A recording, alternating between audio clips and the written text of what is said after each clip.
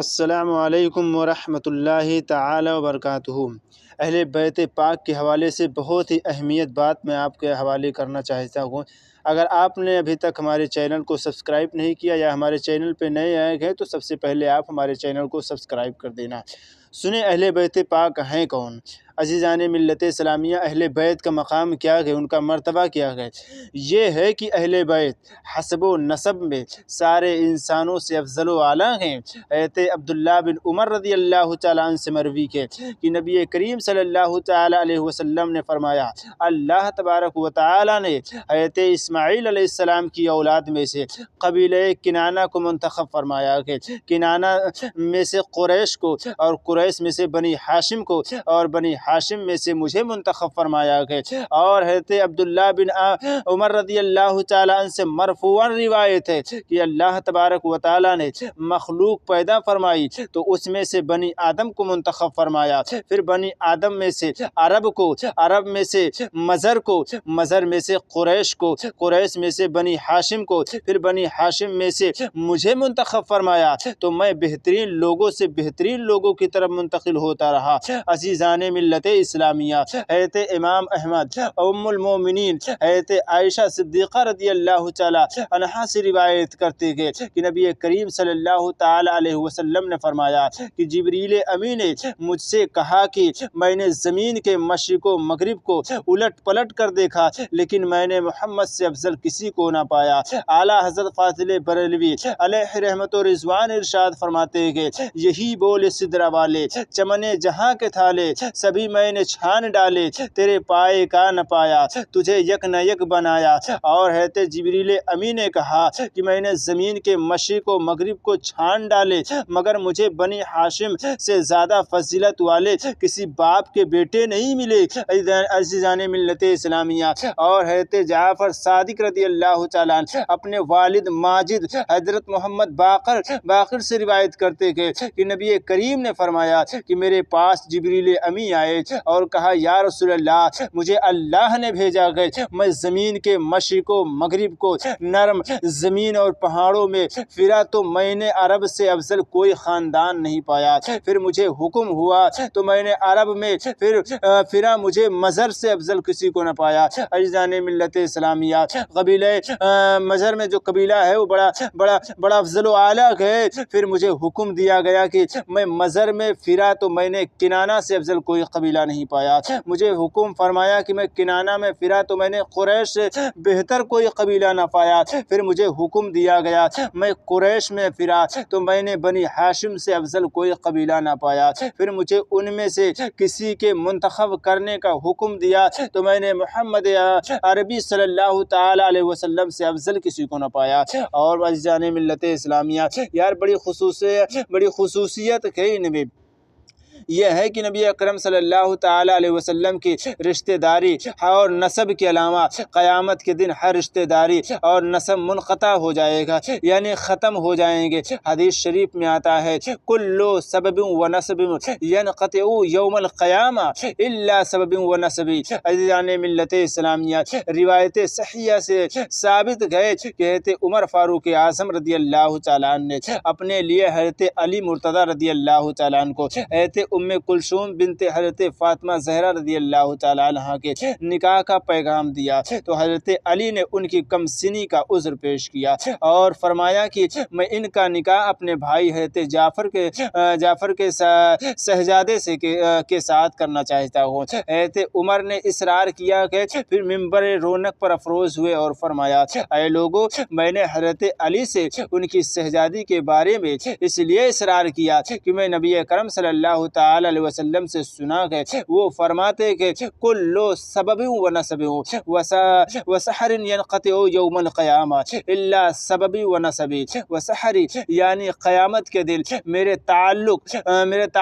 یعنی نسب اور رشتے کے علاوہ ہر تعلق نسب اور رشتہ منقطع ہو جائے گا، یعنی نبی کریم صلی اللہ تعالی علیہ وسلم کا رشتہ باقی رہے گا، ان کا نسب باقی رہے گا۔ عزیزان ملت اسلامیہ، تو حضرت علی نے حضرت ام کلثوم کلثوم کا نکاح حضرت فاروق اعظم سے کر دیا، ان سے حضرت زید پیدا ہوئے جو جوان ہو کر انتقال کر گئے۔ اس حدیث اور اس طرح کی دوسری حدیثوں سے معلوم ہوا کہ رحمت عالم کے اہل بیت سے رشتہ قائم کرنے میں بہت فائدہ ہے۔ اگر کوئی شخص کہے کہ بخاری و مسلم کی حدیث ہے کہ نبی کریم نے اپنے چچا جو گئے حضرت عباس، اپنی پھوپھی حضرت صفیہ اور دیگر عزیز و اقارب سے فرمایا لا اغنی عنکم من اللہ شیئا، یعنی میں تمہیں خدا کے عذاب سے کچھ بے نیاز نہیں کر سکتا ہوں، یہاں تک کہ اپنی لخت جگر نور نظر حضرت فاطمہ سے فرمایا یا فاطمہ تو بنت محمد سنی ما شئیت من المعالی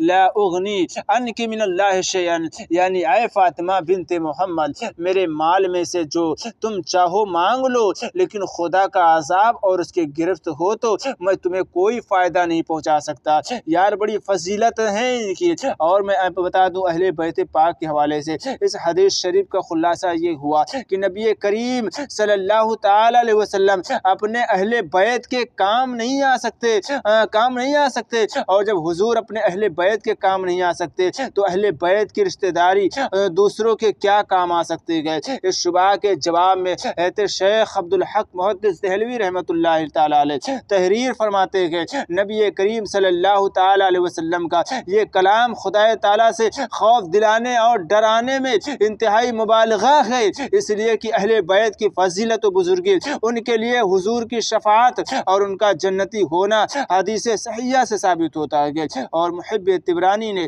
یہ جواب دیا ہے کہ حضور اکرم صلی اللہ تعالی علیہ وسلم خود کسی کے نفع و ضرر کے مالک نہیں تھے، لیکن اللہ تبارک و تعالی آپ کو اپنے اہل بیت اور عزیز و اقارب بلکہ تمام امت کو شفاعت عامہ اور خاصہ سے نفع پہنچانے کا مالک بنا دیا ہے، یعنی نبی کریم صلی اللہ تعالی علیہ وسلم ہر شخص کے کام آنے والے کے، ان کو نفع و نقصان پہنچانے والے کے، یا نبی کریم صلی اللہ تعالی علیہ وسلم کا رشتہ قیامت کے دن بھی باقی رہے گا۔